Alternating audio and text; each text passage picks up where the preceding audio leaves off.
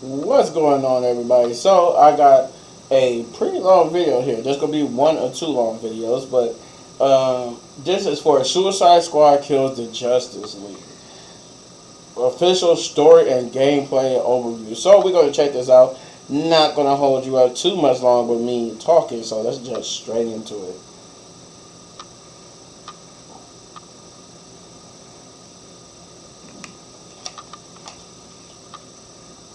And boom.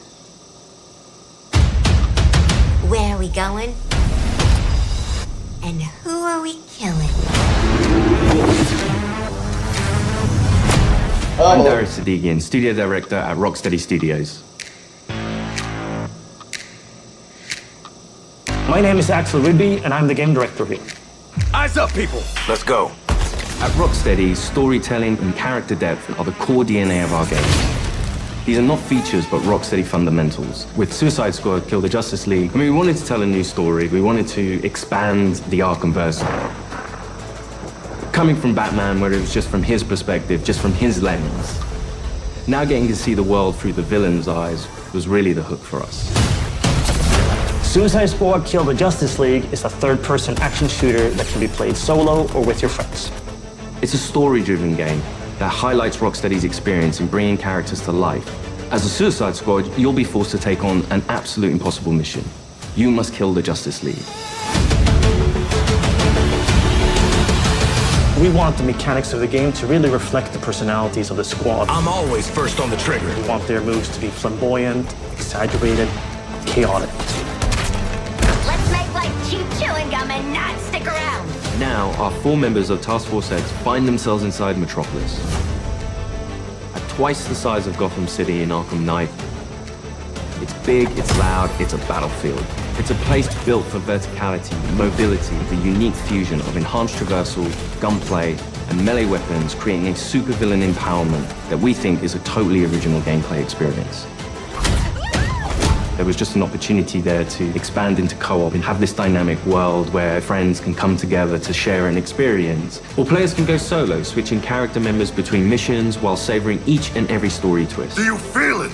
The swell of pride for what we have accomplished together. We want to welcome you all to the first episode of our new series, Suicide Squad Insider, where we will provide a deeper look into Suicide Squad Kill the Justice League. Over the next few months, we'll be unpacking the game, answering your questions, and sharing a few surprises as we move closer to our launch on February 2nd. We'll also cover how Rocksteady will continue to support the game and its players post-launch with a huge amount of free content. On this episode, you're going to hear from different members of the Rocksteady team as we explore more of the game's story, the world of Metropolis, and the core gameplay experience. The Suicide Squad. A fitting moniker. Let's jump into it.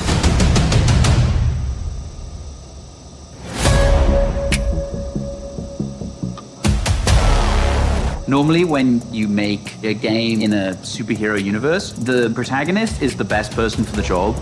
The squad are definitely not the best people for this job. They're the only people available. Hey, Suicide Squad! Fuck you! So it gives the narrative and the gameplay a kind of frantic, slightly panicked feeling where they are trying to figure this out as they go. The Arkham games weren't gritty because Rocksteady makes gritty, dark games. They were that way because that's what suits a Batman story. Every game we approach that with a similar mindset of just like, how do we enhance that experience? How do we excite players in new ways? Yeah, new criminal record! For the studio to try something new and stretch our legs, a shooter first with the high, powerful traversal elements was coming out of our comfort zone somewhat, but we wanted to see what we could do to put an Arkham spin on the action shooter space. Now get your damn gun out! In true Rocksteady style, the cinematics are kind of the heart of our story. It's the most cinematics that we've ever done, and every one of them is crafted to perfection. We're not just trying to do what we did before. We're making something which fits the source material that we think will make for an interesting story, but will feel different. To introduce you to our story, let's jump into an early part of the game. Amanda Waller, the director of the government agency Argus, sends the team behind enemy lines into Metropolis. Harley Quinn, should you not be more cautious? She ain't wired that way. Oh, Deadshot. Hidden in an underground train station, the team finds a secret elevator. Until we figure out where the hell we are, let's play along with Lawler. Oh, is this a superhero museum? Hate superheroes. And museums. I've seen it on TV. It's the Hall of Justice. So let's rob the place! Idiot.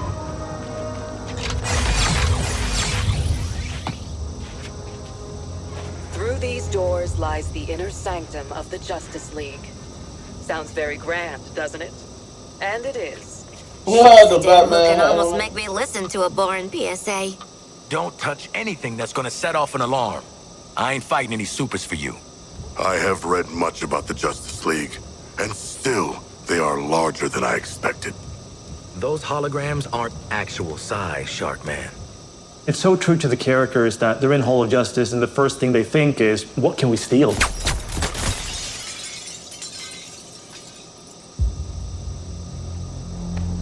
Hey man, watch the Shit! glass. I'm okay. What the hell you got there? Thought this baby was a myth. Speed Force Gauntlet. Back when Doc Savannah tried to lift Flash's gimmick.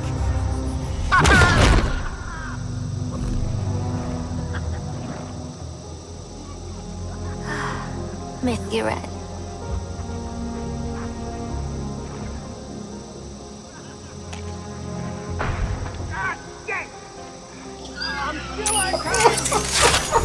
He just back there just hurting himself.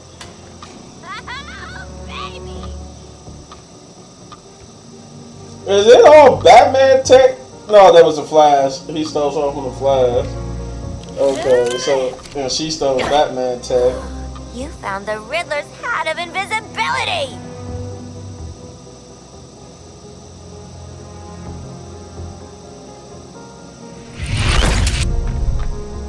Where'd the shark go? Children. Ooh, nothing says international assassin like a frickin' jetpack. Shit. I'd break my damn neck. You're probably right. Jetpacks seem more like a Deathstroke thing anyway.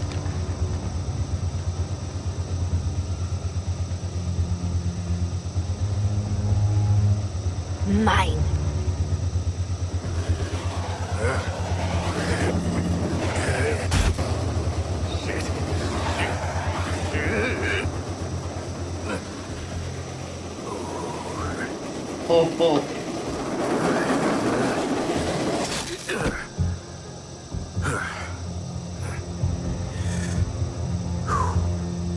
That, hat's not gonna get you vertical, Shark. I can make my own way up.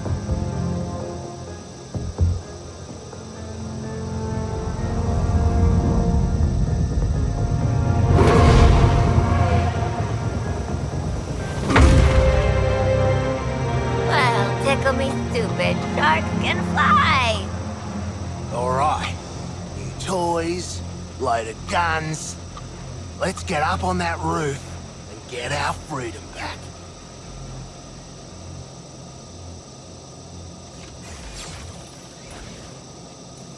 So here we're taking these iconic characters who don't typically traverse the way they do in our game. But that's the beauty of our storytelling. We've managed to take these unique abilities and make that an extension of their personalities.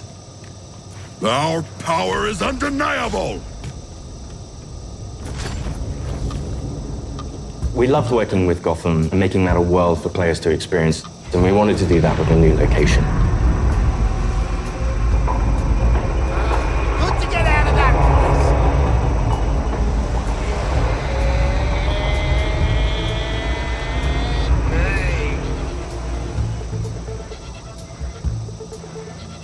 We felt that Metropolis was the natural next step to extend that. And what better way to introduce it than through an invasion from Brainiac with no Justice League to save them?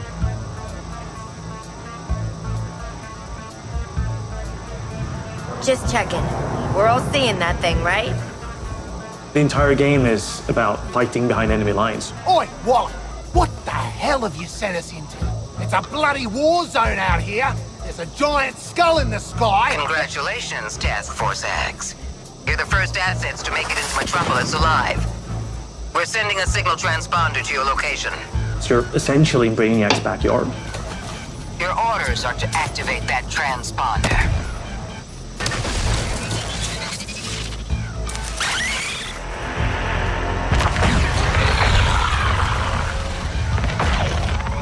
What the hell are those things? And there's no civilians left. Brainiac's killed them or made them into soldiers to do his bidding. And through this corruption, the people of Metropolis have become extensions of Brainiac.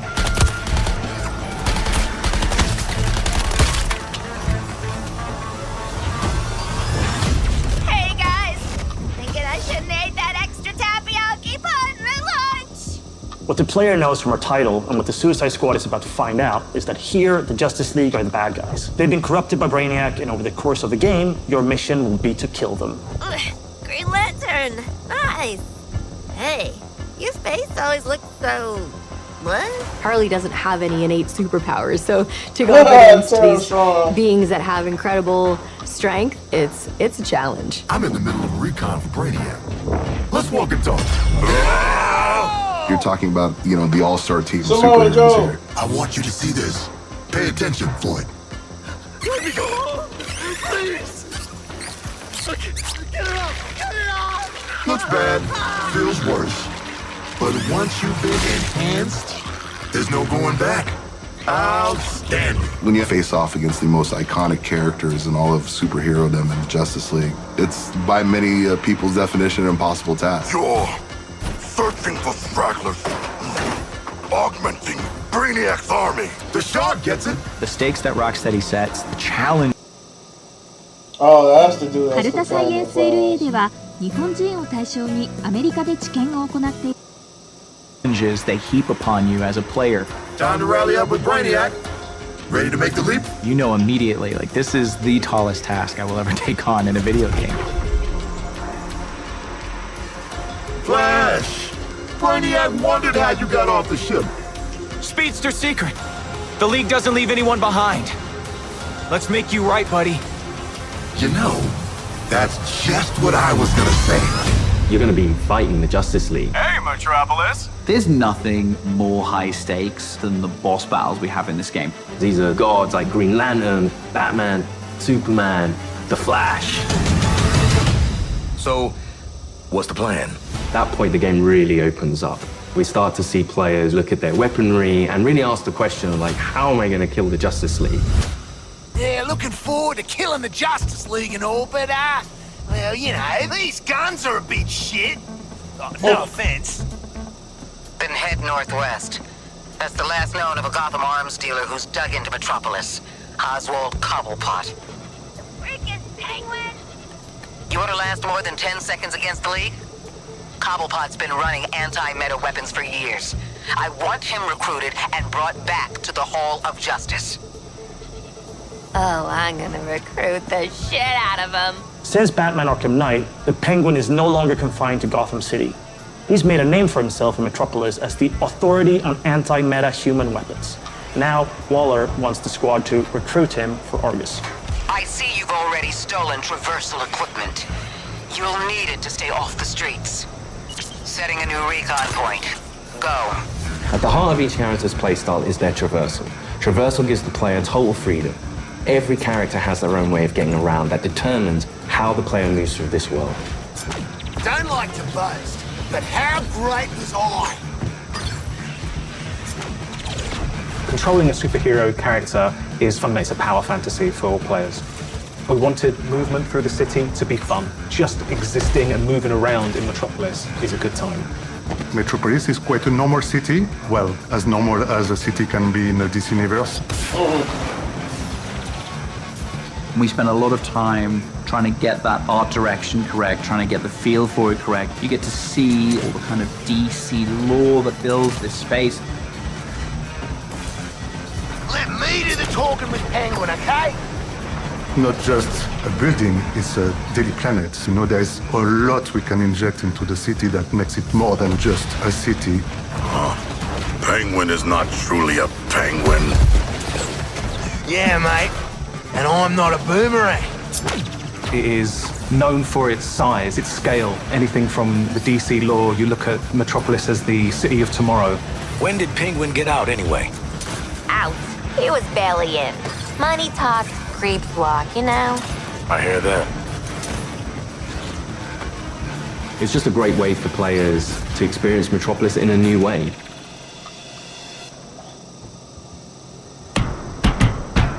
Boom, boom, boom.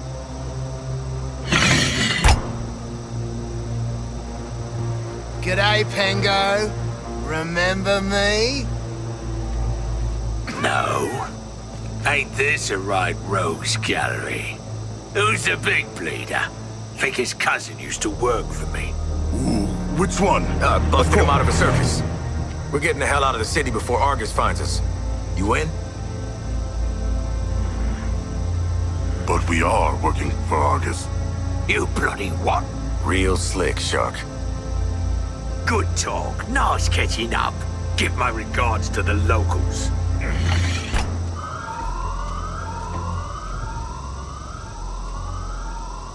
Traversal is at the very core of our game. You will need to be on the move and master each character's movements if you want to succeed.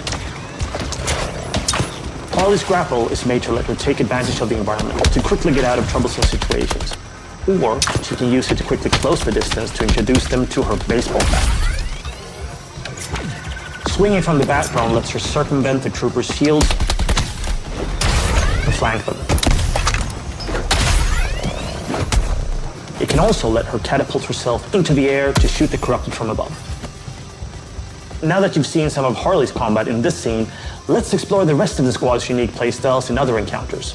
Captain Boomerang uses a mix between sniper rifles, SMGs, and shotguns. What's cracking? Each character has an iconic melee attack that can be used to create what we call juggle kills, and also break enemies' shields. Juggling an enemy with a melee attack means they take guaranteed critical hits from all guns for a short period after. Shoot enemies in their legs, and then close the distance to do a shield harvesting strike to get some shield back. Oh. Let's shift focus to King Shark. Cause to celebrate! King Shark is literally death from above, which he gladly shows with his Atlantean drop attack. He's the character that can take the most punishment. He got Atlantean heavy weapons, abilities? assault rifles, and shotguns, and his trusted cleavers, sickles, and combat knives for some brawling action. For the bigger enemies, each character gets a super powerful single target attack, the Suicide Strike. This one-shots any enemy hit, but it takes longer to recharge, so it's important to use it tactically. Finally, Deadshot. See, you're low caliber, and I'm high caliber. His traversal is made to let him create his own vantage points. This works great with his weapon loadout of sniper rifles, assault rifles, and pistols. For more up-close action, Deadshot relies on his iconic wrist cannons. One thing we really wanted to bring into this game was a reimagined version of the Arkham counter system, and mix that with our traversal and shooter gameplay. Introducing Counter Shot. Each enemy has a different reaction to the counter shot.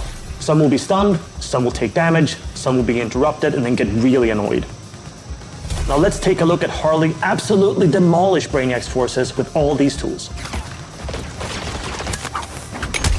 Oh. My show's all knock 'em dead material.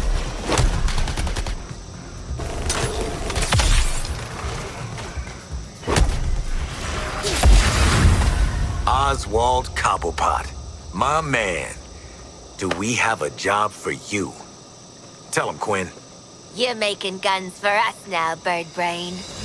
Thanks for joining us for episode 1 of Suicide Squad Insider. What? I'd already started, so I followed through. In the months leading up to our launch on February 2nd, 2024, we're looking forward to sharing more details and insights about Suicide Squad Kill the Justice League.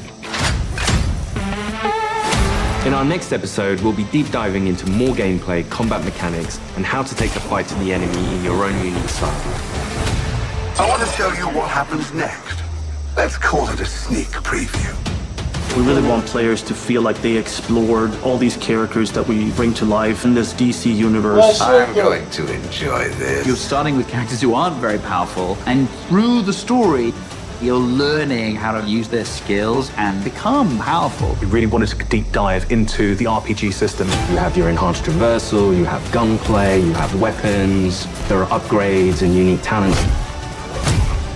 And all of that stuff fusing together to create this kind of unique experience. Together, we are unstoppable. Join me. Are you kidding? Tombstone!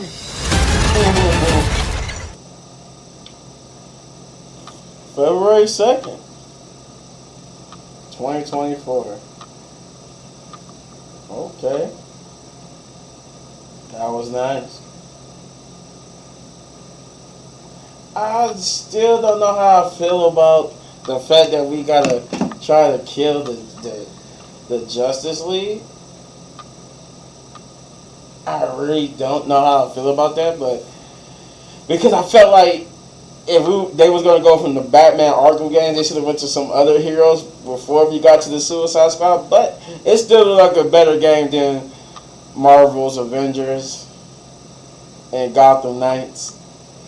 I enjoy those games, but this looked way better than that. But you let me know in the comments down below what you thought. And if you enjoyed my reaction, you know what to do. You hit this button right here for all of my Season 3 reactions. And if you enjoyed the video so much you want to support the channel, you know what to do, guys. Hit those buttons. And as always, hit any one of the videos for more of my amazing content. But don't go anywhere because I got more reactions coming your way. Peace.